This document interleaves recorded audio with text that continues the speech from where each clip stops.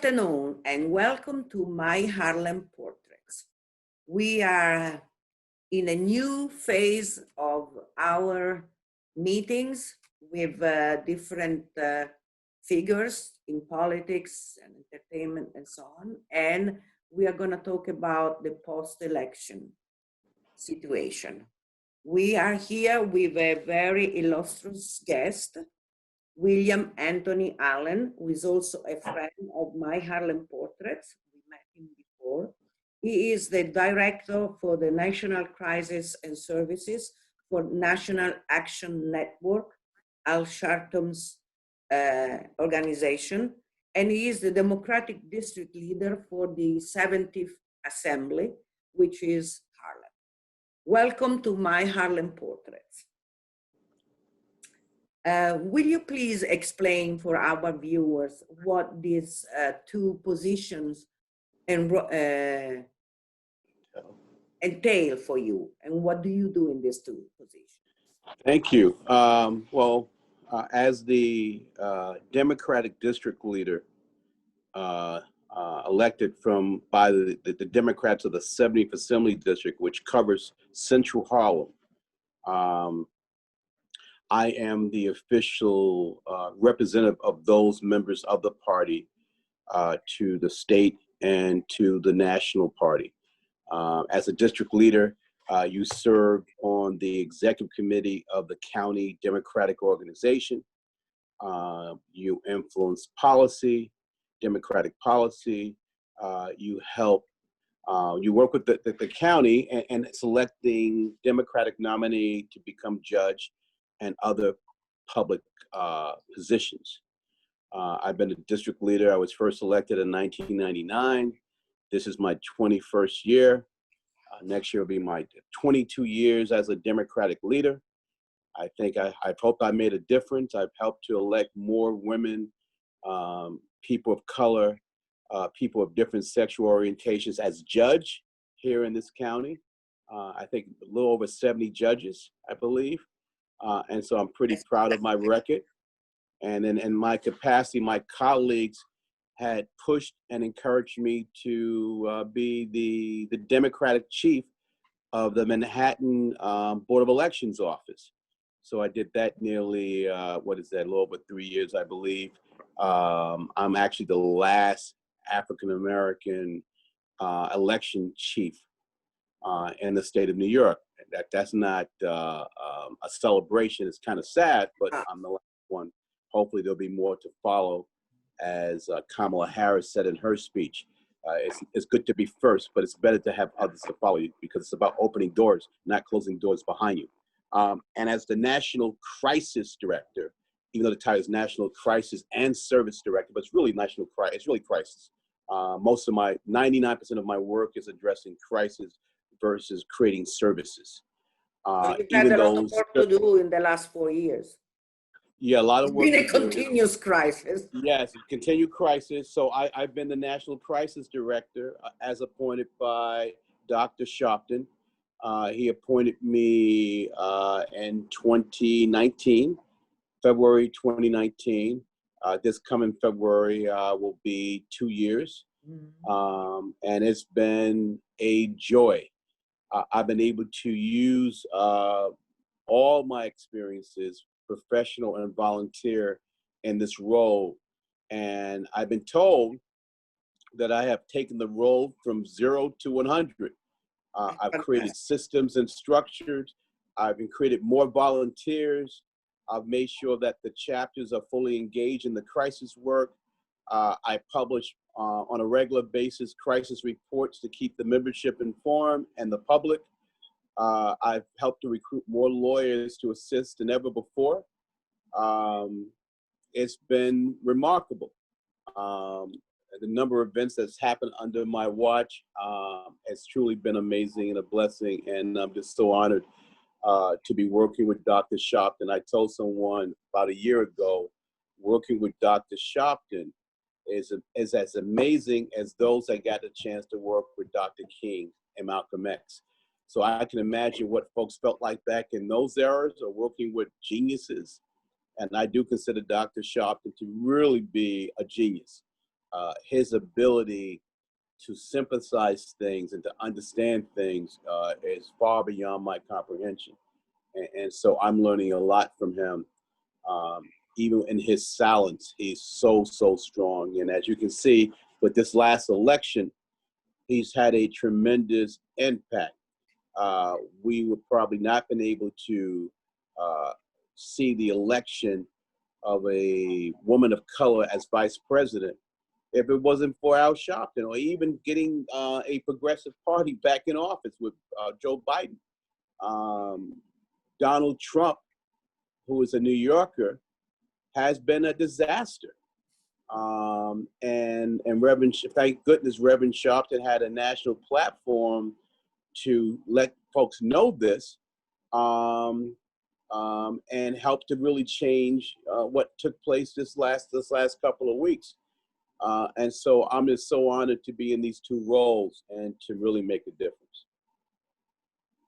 I believe what Reverend Sharpton is doing, it is, as you said, beyond comprehension, because I've learned to know him more and more over the years and see how much work he does.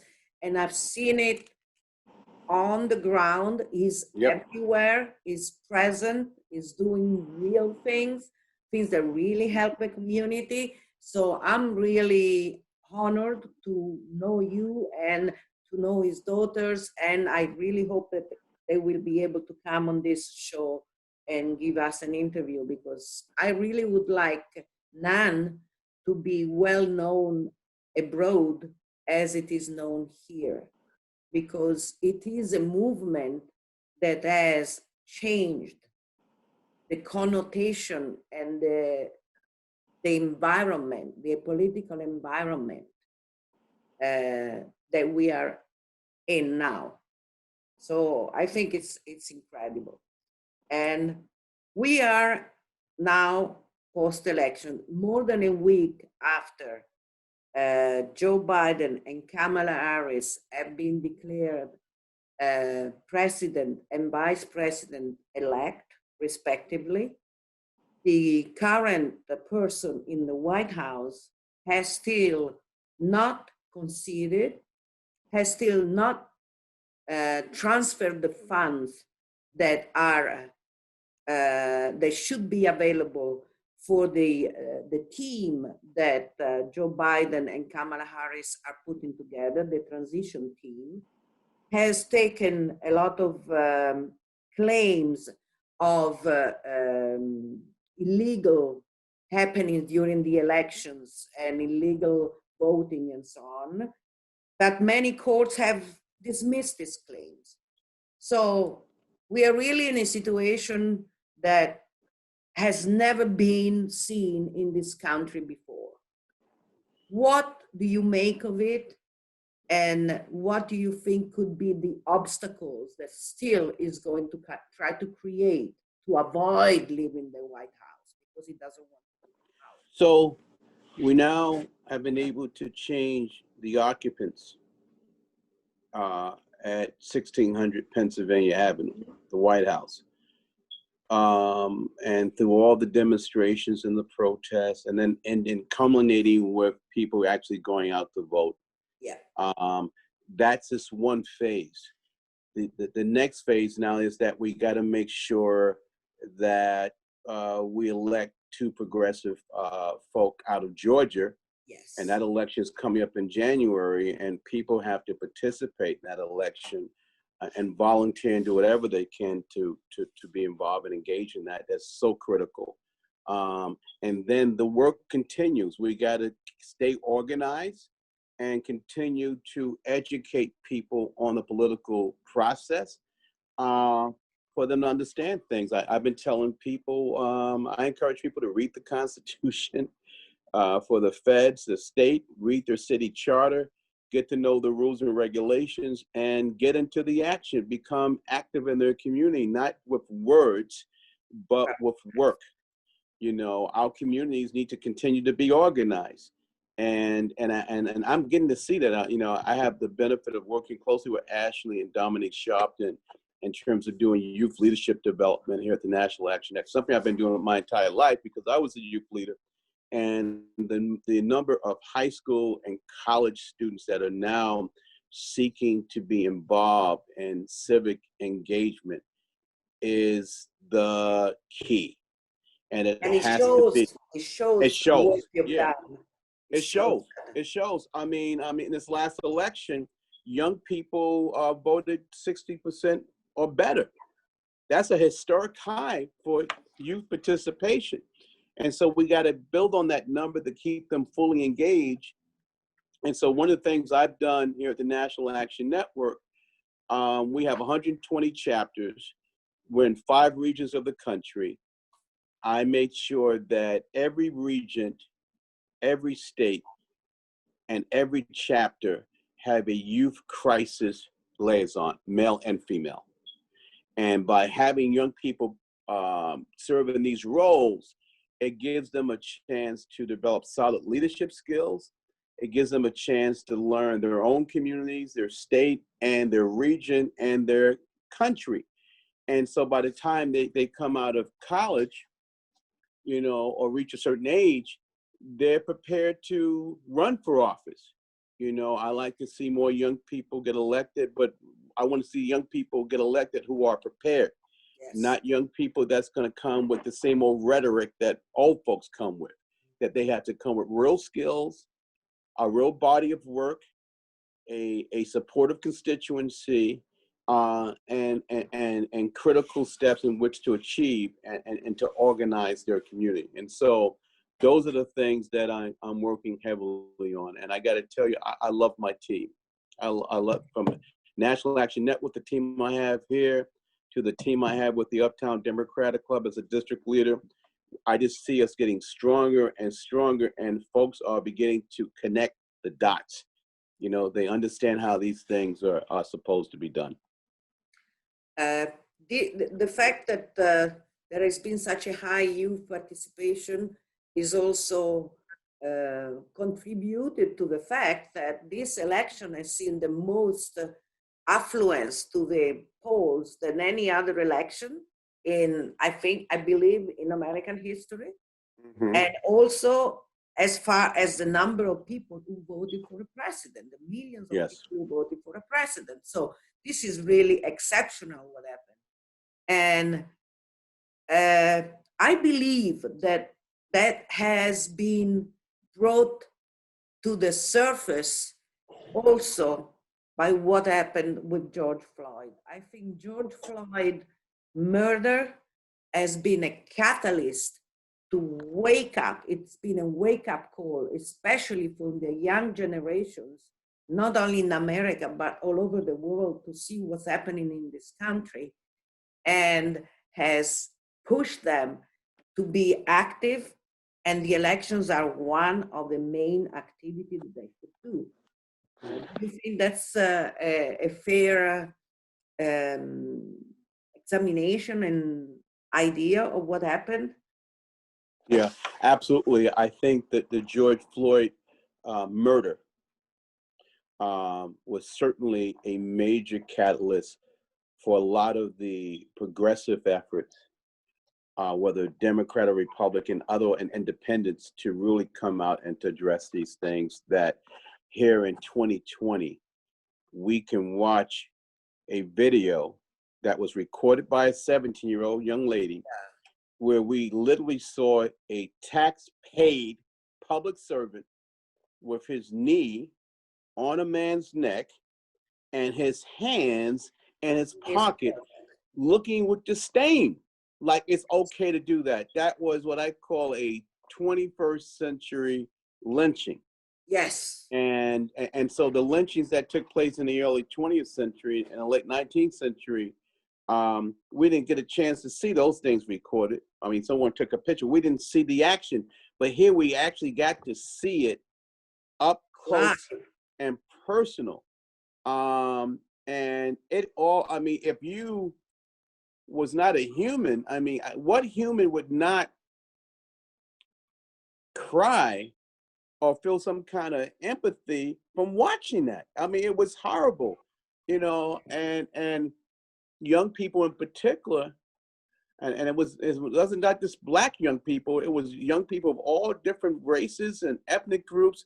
They came out strongly and said, you know what, our generation is not going to tolerate this nonsense. And what's interesting, even in this climate, the current president never really addressed this matter at all. It's almost like he approved of it.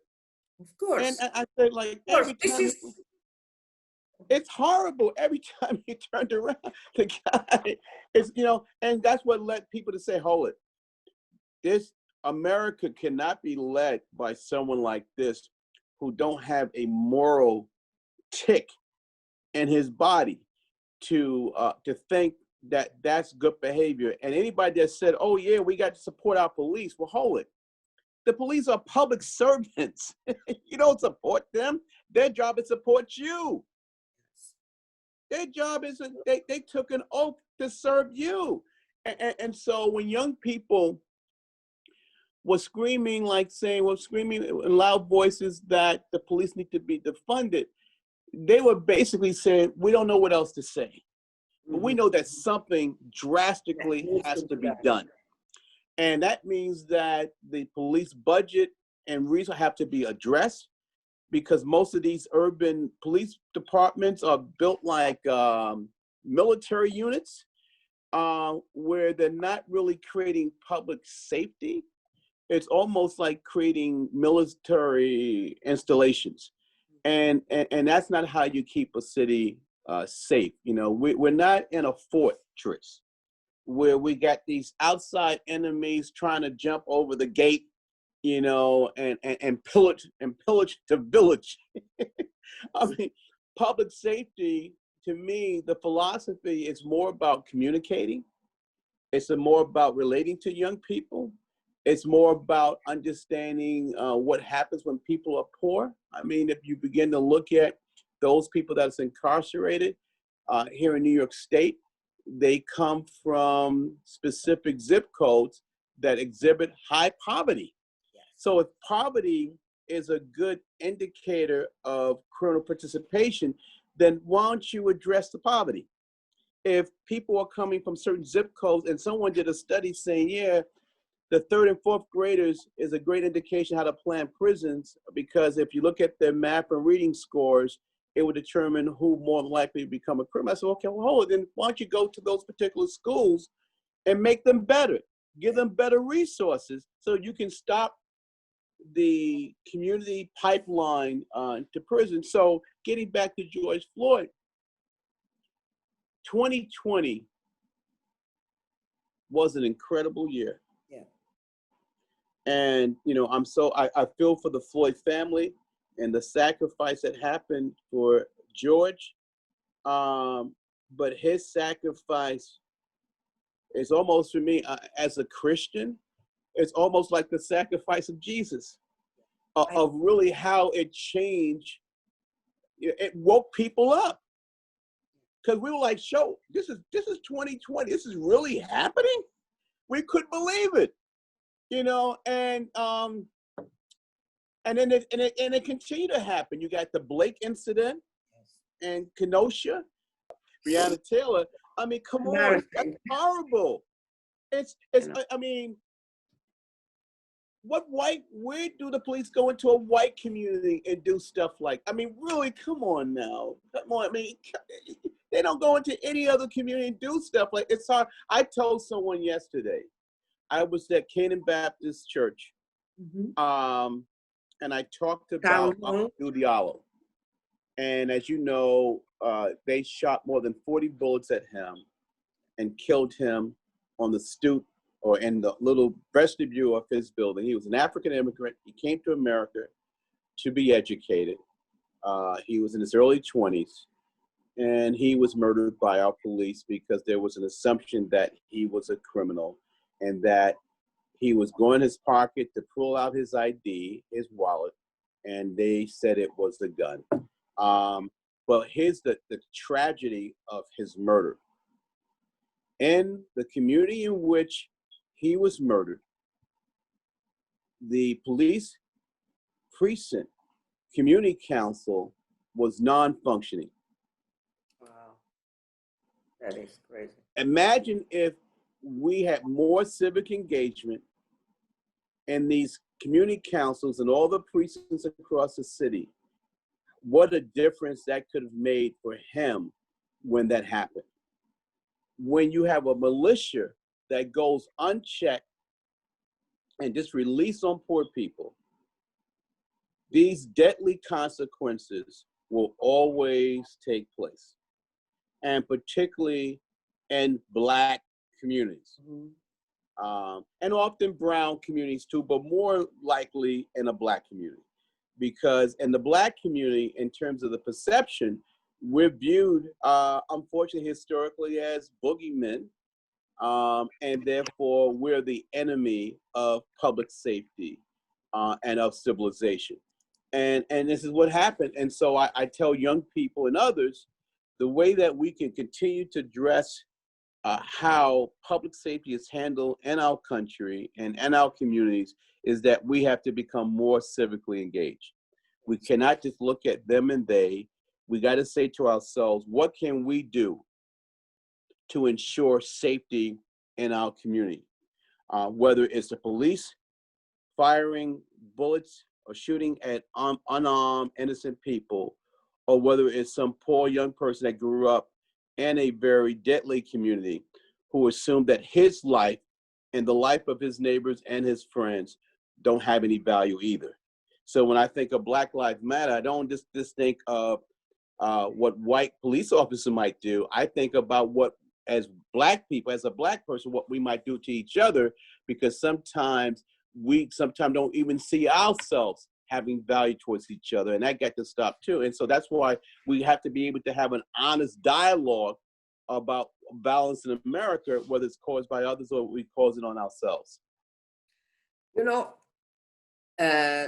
this subject is really very, very important because in Europe, you know that I'm thinking also about Europe when I do this interview. I know. What I want is that people in Europe and in other parts of the world understand what is really going on in the Black community and how African Americans have always been discriminated against since always. So by everybody. Yes, by everybody.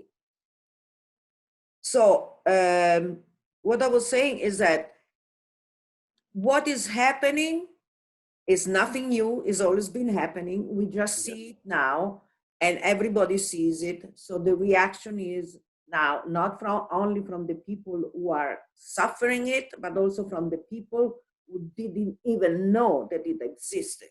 And this is the most important achievement, I think, of what has been happening this year. What the defunding of the police, I understand it as a transfer of certain funds from certain training of a police to other type of training, de-escalating the situation. I cannot understand how is it possible that mass murderers, white mass murderers, are taken to have a burger, and Black people who are doing nothing, they are killed because the policeman think he has a gun that we know it didn't have 99% of the time. So de-escalating and teaching the policemen, the new recruits, to treat people in a different way. I think that's very fundamental. Anyway, one last word from you, a word of hope and for the near future, because as you said, Georgia is very important and we need to get those 2 senators elected in Georgia. My word of hope is that we got to continue to do this work. We have to move beyond words into action. We got to continue to ensure that our communities are organized and they understand the history and understand the appropriate response. We have to use this past election and future engagement to show young people that the vote has power, and the fact that all these young people voted and it made the difference.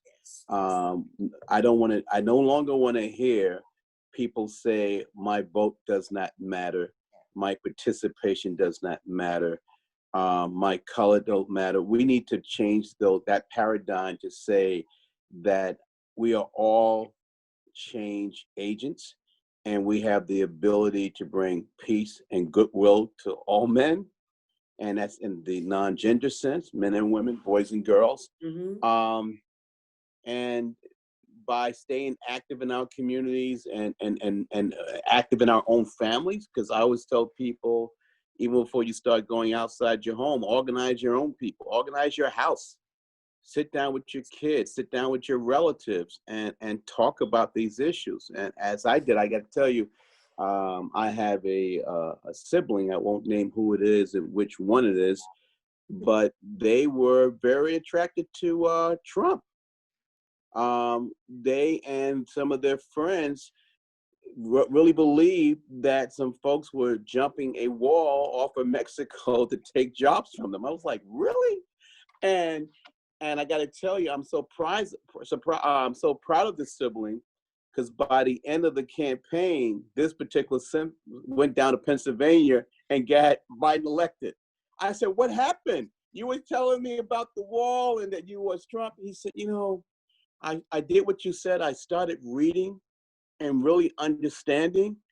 And now I realize this is what's missing, bro. We got to make sure that people are fully educated and not be selfish, that we got to promote humanity. I said, wow, who are you?